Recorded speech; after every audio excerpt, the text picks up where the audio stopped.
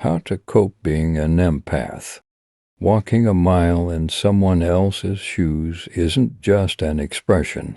Practicing empathy is one thing, but for empaths, it's a deeply ingrained way of life. In most cases, empathy, the ability to understand a person's feelings, is vital in today's modern, complicated world. However, many people with high emotional intelligence can take this feeling of empathy a step too far. In fact, it's in their nature to do so. Fortunately, being an empath doesn't mean you have to carry the weight of the world on your shoulders. To help, a few experts share their best coping mechanisms for overwhelmed empaths. It's often said that an empath is not only keenly aware of the emotions of others around them, they also experience these emotions as if they belong to them. Empaths are also known to have exceptional abilities to nurture and heal. As it turns out, the world is packed with empaths. Research suggests that about 20% of the population may be highly sensitive, or empaths.1. Being an empath comes with a lot of positive traits. For one, Brown says, empaths are highly intuitive and emotionally intelligent, so they can read the room, pick up on other people's energy, and be very aware of their own emotions too. The catch: taking on everyone's feelings can be a lot, and fortunately, many empaths become overwhelmed by anxiety, depression, anger, or resentment. There's a lot of suffering in the world, and empaths can feel the weight of their environment, especially when times are tough.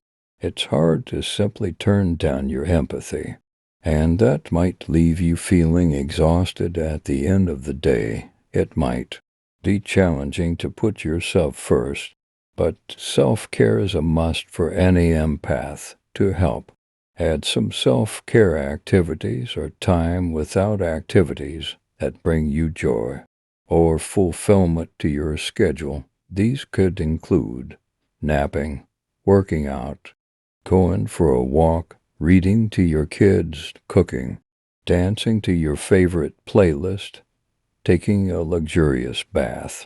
Although the terms aren't literally interchangeable, many empaths are also introverts. If this sounds like you, prioritize carving out alone time for a more satisfying battery recharge. Reduce your screen time while scrolling your Instagram feed can be pleasurable. It can quickly become a bombardment of visual and emotional stimulation. Media outlets sharing troubling news or friends posting concerning images. The seemingly harmless social media activity can overwhelm anyone emotionally, almost subliminally. But empaths in particular, you might designate some pockets of no phone or no social media time throughout your day, or choose to leave devices in the other room while practicing self-care.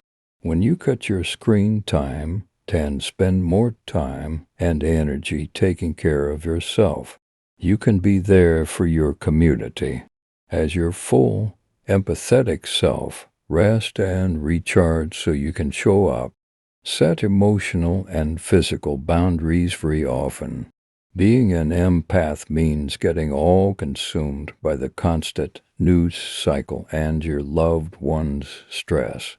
It can feel like you're diving headfirst down an emotional rabbit hole and have no idea which way is up.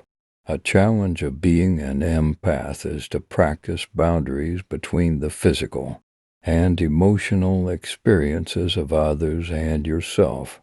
It can be easy for empaths to take on and even physically experience someone else's discomfort or exuberance. Start with smaller boundaries first while we give you full permission to feel your feelings. It's okay to set healthy boundaries. How do you do it? Start off slowly by setting smaller boundaries throughout the day.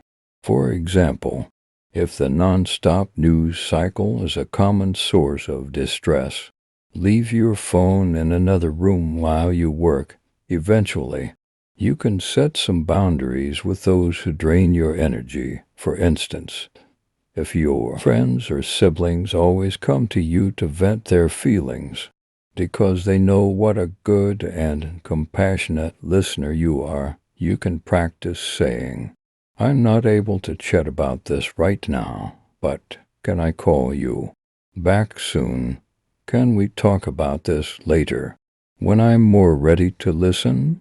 If the people in an empath's life tend to emotionally unload on their empath friends, empaths should encourage those people to check in first to ask if now is a good time before they unload. This can save them a lot of emotional weight lifting and give them back some control. Some have associated being an empath with being a people pleaser, so establishing boundaries is much easier said than done. After all, you never want to let anyone down. However, by preserving your energy, you're able to show up for your loved ones and, above all, yourself. Get outside a feeling to many feelings. Well, you might want to head outside. Nature is consoling for all humans, especially for empaths. Since empaths absorb the painful emotions of others, it can be easy for them to feel emotionally drained. However, being in the great outdoors gives them an opportunity to heal and recharge. It's one of the reasons that a number of therapists have taken their mental health care outdoors. Of course, going outside won't do you any favors if you're glued to your phone, doom scrolling, or texting your friend. If you want to make the most of your time, put your phone on silent and focus on the moment. Whether you're watching the waves crash onto a sandy beach or snowflakes daintily drop from the sky, you'll give others often negative feelings less power. Try mindfulness. Learning how to be mindful, whether through meditation or simply by cultivating self-awareness through everyday mindfulness routines, can be an excellent tool for empaths. The practice of mindfulness helps you tune into the radio channels of your mind. You can start to observe and notice thoughts and feelings without judgment, and then recognize where they come from.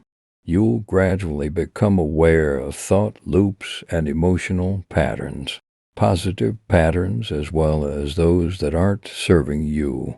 As an empath, being more mindful might help you discern the source of your emotions and compartmentalize the emotional overwhelm.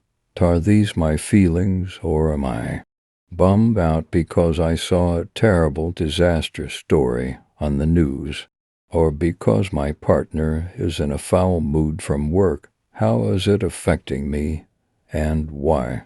Do I need to feel responsible for this other person's emotions and healing them? Or can I separate myself enough to remain present and balanced? At first, it's counterintuitive, since mindfulness meditation requires you to sit with your emotions, the pleasurable and the uncomfortable. But eventually, sitting with them helps you understand them, unpack them, and master them a little bit more day by day. It's very rare to be someone that can actually sense and pick up on the feelings and experiences of others when those people haven't even necessarily shared them. Carmichael says, sometimes people that have suffered rather extreme abuse as children can develop that ability almost as a survival mechanism, because they need to be able to not only sense when their abuser is likely to lash out, but they also are desperately trying to sense who could possibly be a protection or a refuge for them. Thanks for watching. Subscribe, like, and share.